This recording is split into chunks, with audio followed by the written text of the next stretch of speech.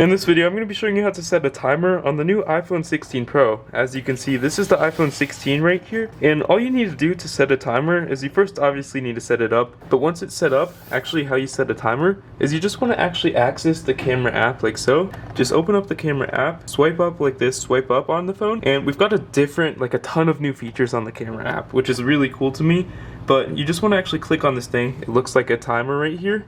Scroll to the side, and I'll zoom in on it. Click on the timer right there, and when you click on it, you can actually see we have 3, 5, or 10 seconds. 5 seconds is a new one. Before it was only 3 and 10. You click on 10 seconds and click on start, or you can actually see the timer is up here. It says timer 10 seconds, and if we click on it, it will give a countdown along with the flashes on this side of the phone because that's where the camera is taking it. And once it actually gets to 0, it will actually just flash like a ton of times and actually just take the photo. And as you can see, to get out of this, our photo is right here. And yeah, that's how you take photos with a timer on the iPhone 16.